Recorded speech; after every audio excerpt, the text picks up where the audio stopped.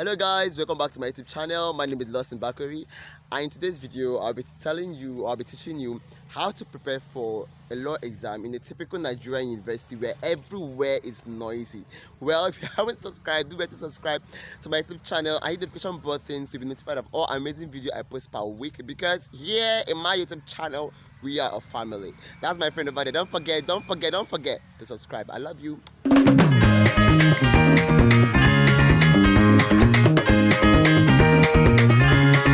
So pressure for a law exam, basically you need a very quiet environment. So I chose what's it called, the Faculty of Environmental Sciences. Yeah, that's what I chose for today's reading, and I'll be showing you guys how it looks like, because without an environment that is quiet, you cannot read. That is the simple truth. So this is one of the most quiet places in the school, and this is basically what I'm going to be using for today's reading. I don't know if other days will, but for today's reading, this is basically where I'll be using. So this is what the faculty looks like.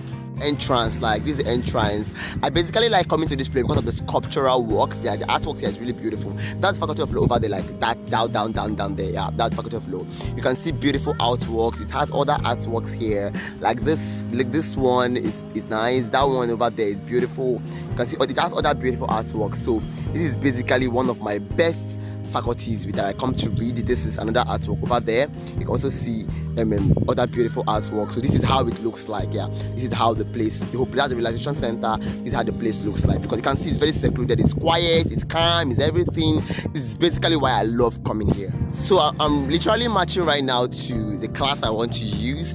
Basically, that's the Faculty of Law. Like I said before, this is what the entrance looks like. So we are heading right now to the class I want to use. As you can see, these are all the sculptural works that I told you. That is the reason why I love the faculty so much, because somehow I know I'm a law student, but I really love art though. I love art so much, so I like coming to a place where I'll see, and they really have weird acts. I'll show you one of them, Sha. Like there's one I saw, one naked woman around. But pardon me, don't take that, Okay, so this is it. Okay, so we are marching right now to the entrance, like to the door that will eventually get into the faculty, have access to the faculty. And faculty has shades, like a lot of shade. That's one thing I love. And you can easily get some stuff. Persons come to park, and you can get some stuff if you want to get some stuff like that. So this is it. This is what it looks like. Okay, that's the tiger over there. I think you can see the tiger. Yeah, it's a lioness. I don't even know. That's a tiger, a bit a lioness. Anyone if you are big. So that is what it looks like. That is another sculptural artwork. Then this one, this is a tiger. I'm still confused, shall. Then that's a scorpion, and this ant, the ant that year now that I used to call it is what? Pre-mountains. That one there. That is it. So this is it. This is what it looks like. This is what the whole environment looks like.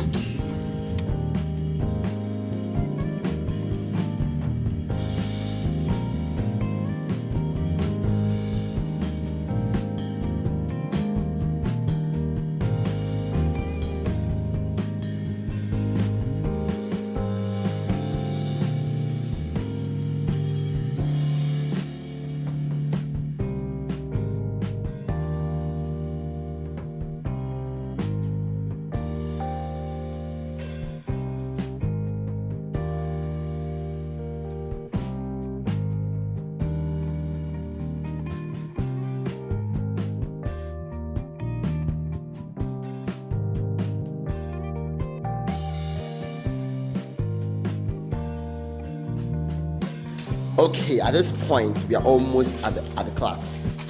Like I'm almost at the class. Yes, this is why I said secluded environment is very important. The first thing you do is find an environment that is really very, very quiet.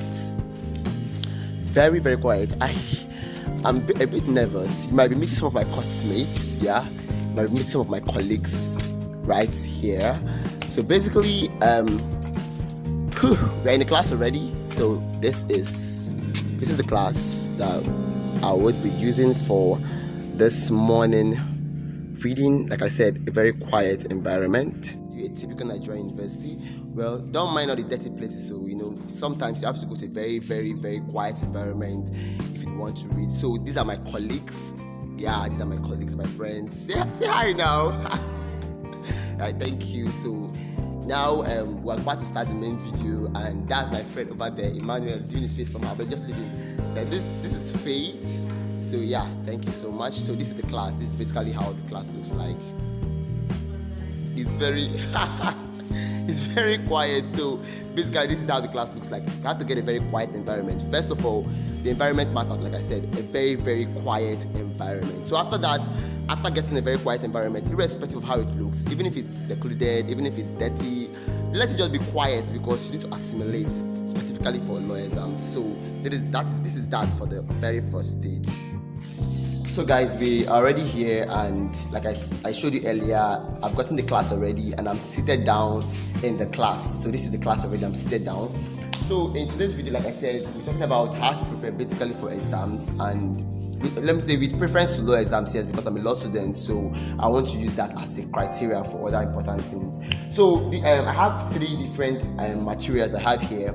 The first thing, today I'm preparing for my law of contract exam. Yes, I have my contract exam that's coming up very soon, and I've written other exams, and I must tell you honestly, law exams are not a joke to you.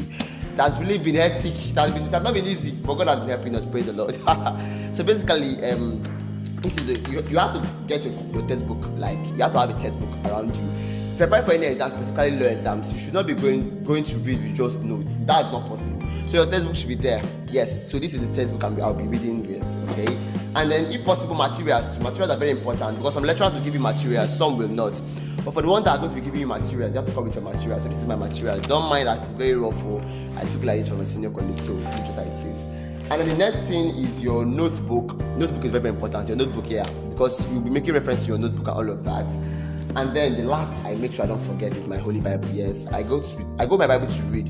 And they might be wondering, okay, why are you going with your Bible to go and read? Well, it might sound really very religious, but I feel like whatever I'm doing, I should add the God factor in there. If I know you say God is you have to have God inside of you. You don't need to go with your Bible physically to portray that you are with God and all of that.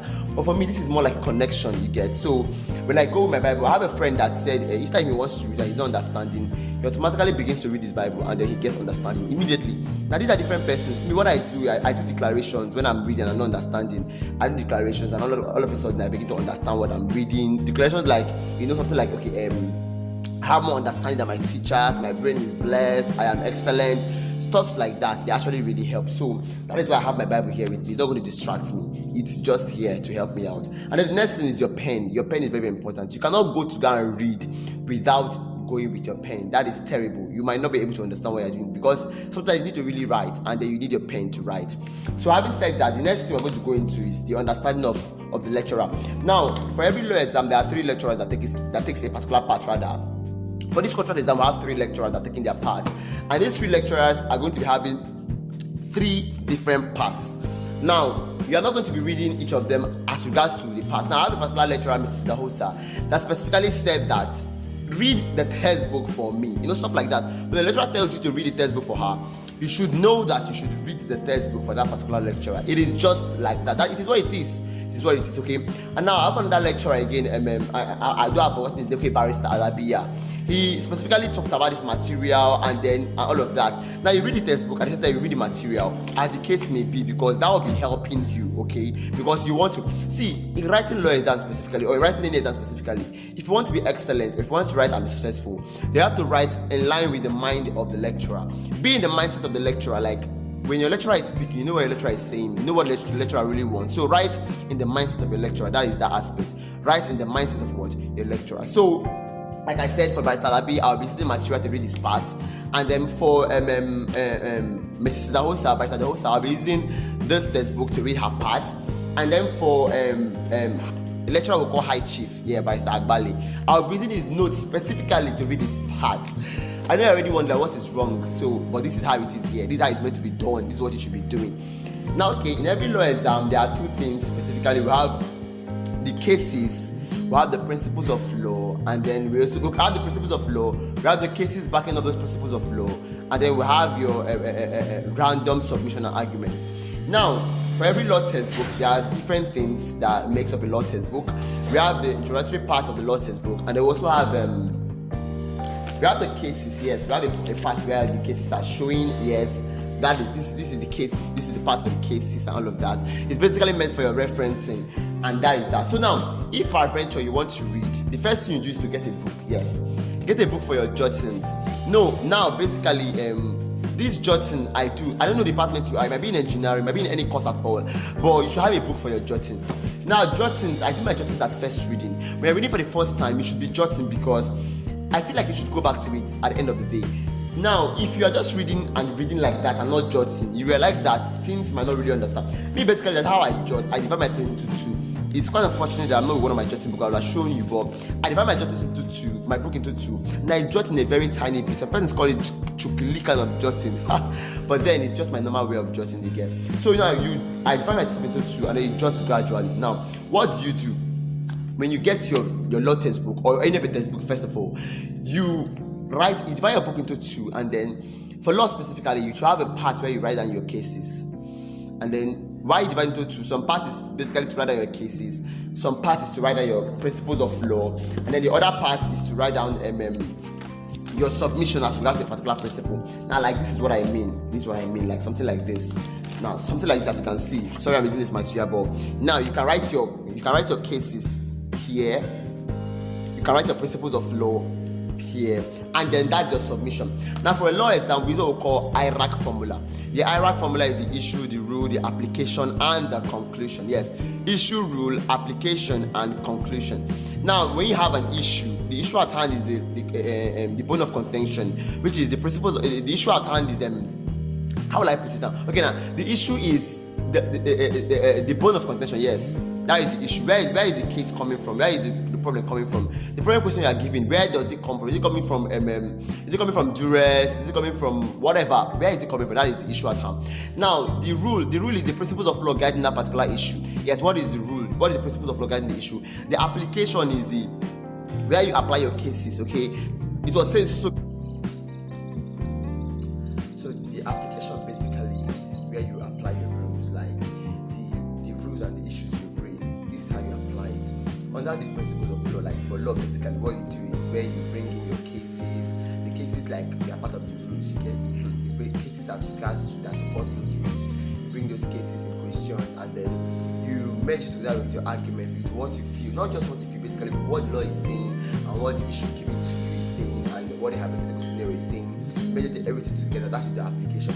Now, your conclusion is your final submission of every single thing. Now, this one is specifically for law students too, where your conclusion is the final submission of every single thing, from your rules, your issues, your application, and that's your conclusion. This is basically how to answer questions.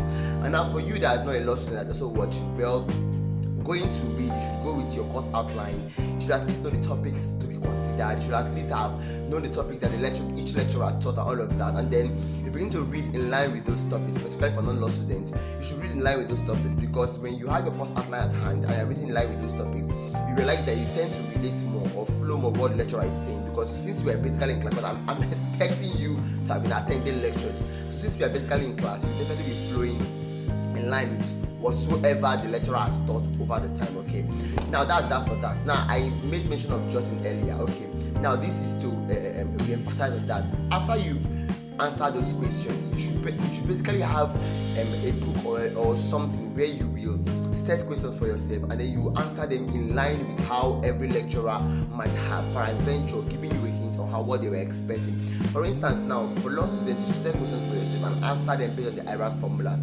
This is before the exam. When you've read your course outline from beginning to the end, you realize that every single question you set for yourself somehow must definitely come out, because every single lecturer will definitely bring out something that he or she has taught, except they want to be, get what I'm trying to say. But in a real life scenario, they definitely bring out something from what they have taught. And if you set questions for yourself as regards to those aspects, you realize that you will answer them based on those aspects. Now, that is that for that. And then even while you set questions for yourself, I will always encourage you to answer those questions like this is your reading mode now.